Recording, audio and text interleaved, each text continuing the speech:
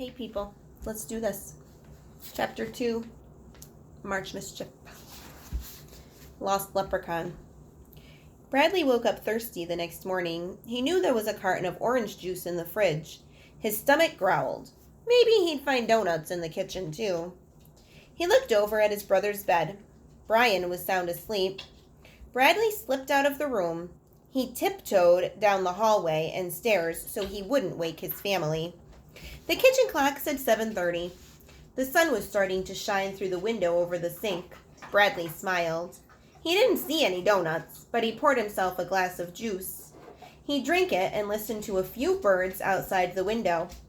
Then he remembered the leprechaun statue on the porch. He wanted to check it out again before the contest the next day. Bradley opened the front door. He stepped onto the porch in his bare feet. Then he gasped. The leprechaun was gone! Bradley turned and ran back inside the house. He bumped into Josh in his pajamas. Whoa, slow down. What's the matter? Josh said.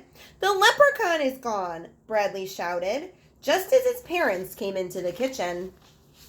What's wrong? His mother asked. Why the shouting? The leprechaun ran away from home, Josh said, cracking a grin. Bradley raced up the stairs to his room. Get up, Brian, he shouted. He yanked off his pajamas and started getting dressed. What's all the yelling? Brian asked. One of his eyes peeked out from under the bed covers. The leprechaun is gone, Bradley said. Brian sat up.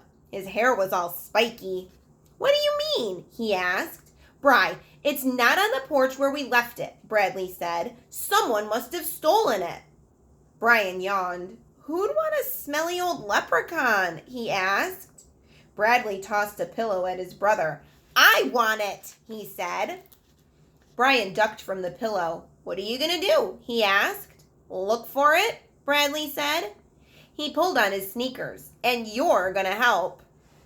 2 minutes later, Bradley and Brian were in the backyard. Brad, if someone stole it, why are we searching our own yard? Brian asked. Bradley peered inside a clump of bushes. Maybe someone hid it out here to play a trick on us. The brothers looked under shrubs, in the barn, and even up in trees.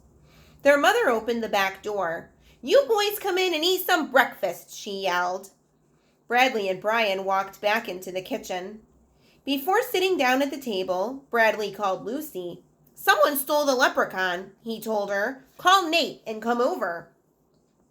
Maybe someone just took it for a joke, the boy's mother said after Bradley hung up. She looked at Josh. Don't look at me, he said. It's probably your buddy Nate. He loves playing jokes on people. Oh, that's my cat. Bradley thought about Nate. Would he steal the leprechaun they had all worked so hard on? While they were eating oatmeal, the phone rang. Josh jumped for it. Hello, he said. Just a minute. Josh placed the phone next to Bradley's orange juice. For you, he said. Someone with a bad cold. Ooh. All right then. Cat in the picture. Bradley picked up the phone and said hello. Lucky O'Leary stole your leprechaun, a hoarse voice said. Then the caller hung up. Let's see if I can steal my packet from my cat. Excuse me, sir. All right, let's see what Chapter 2 questions say. Relax, friends. All right, Chapter 2. Number 1, what time did Bradley wake up? It tells you on page 6. Ah! Cat stole the phone. Oh, I don't know. What happened when Bradley opened the front door? Question number 2. What happened when Bradley opened the front door? Remember, you can pause your video to answer your questions. Look back in your story. Question number 3. My cat is rubbing his face on the phone.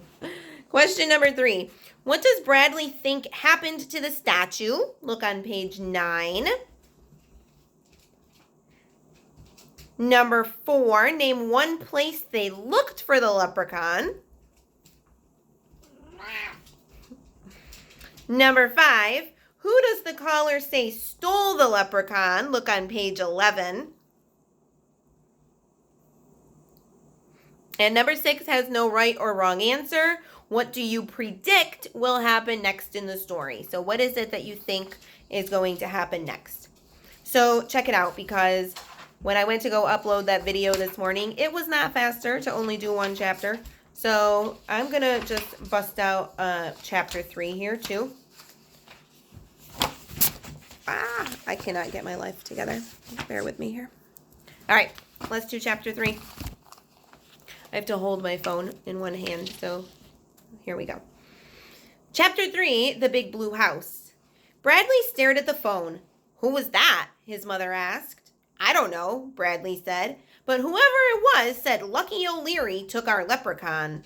Lucky? Said the boy's mother. That's absurd. He's such a nice boy. It can't be Lucky, Josh said. He's away at college. He comes home for weekends sometimes, Brian said. Just then, someone knocked on the door. Bradley let Nate and Lucy in. They sat at the table while Bradley told them about the phone call. Who is Lucky O'Leary? Lucy asked. He's this college kid we know, Josh said. Trust me, he'd never steal anything. And he's rich, Nate said. Dink, Josh, and Ruth Rose helped him find $1 million lottery ticket. Wow, Lucy said. And you don't know who called you? Bradley shook his head. He had a hoarse voice, though, he said. Could it have been a girl? Lucy asked. Bradley shrugged. He tried to remember the voice. It was so hoarse I couldn't tell. It could have been a girl, I guess, he said. Bradley took the last bite of his oatmeal. Come on, let's go to Lucky's house. What are we going to say to him? Brian asked. We can't just accuse him. I won't, Bradley said. I'll tell him about the phone call. Sorry. The kids all wore sweaters. The day was windy but not too cold. Pal was on his leash. He trotted along happily, sniffing the ground.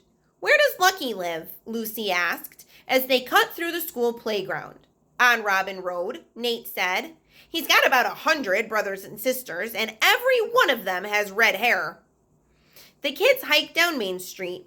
They took a right on Bridge Lane next to the fitness center. When they came to Robin Road, Bradley pointed. That's where Lucky lives. It was a big blue house. The front yard was covered with bikes, balls, and other toys. 3 boys with red hair were kicking a soccer ball. A short girl with red hair was sitting on the porch steps. A leprechaun statue stood next to her. It was exactly like Bradley's statue, except it wore a dress, a blonde wig, and lipstick. Cardboard wings were glued to its back. The wings were shiny with silver glitter. Don't look, the girl yelled when she saw Pal and the kids. She stood up to block her fairy princess leprechaun. The kids walked toward the blue house. Hey, guys, one of the red-headed boys shouted. Bradley let Pal off his leash. Pal trotted over to a red wagon and began sniffing. Is your brother Lucky home? Bradley asked. He's in the house, the girl said. Her face was all freckles and a big smile. She walked over to pet Pal. He came home from college for the leprechaun contest, one of her brothers said. Nate nudged Bradley on the arm. Just then, the door opened. A tall guy with red hair stepped onto the porch. He looked at all the kids, then he glanced at his watch. Hi, Lucky, Bradley said. All of a sudden, he felt foolish. Was it possible that Lucky would steal a silly leprechaun? But what about that phone call? Yo, Bradley, or is it Brian? Lucky said. Bradley, he said. I got a phone call this morning and suddenly they all heard a siren. Seconds later, a police cruiser turned the corner and parked in front of the blue house.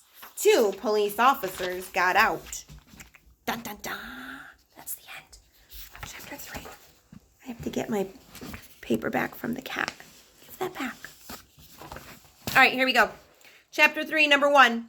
Why does Josh say Lucky couldn't have stolen the leprechaun? Page 12. The cat thinks he knows all the answers. Question number 2, describe the weather. You can find your answer on page 14. Number 3, where does Lucky live? Number 4, draw an illustration of what the girl's leprechaun may have looked like. It says that page 15 has a verbal description of what she looks like, so you can draw a picture in the box. If you don't want to draw it sideways, just turn your paper like this and you can draw it up and down. That's okay. Number 5, why is Lucky home? Number 6, what happens at the end of this chapter? And number 7, what do you predict will happen next in the story? All right, chapter 2, chapter 3, we're going to upload and then we'll do the rest. Okay, see you guys in a minute.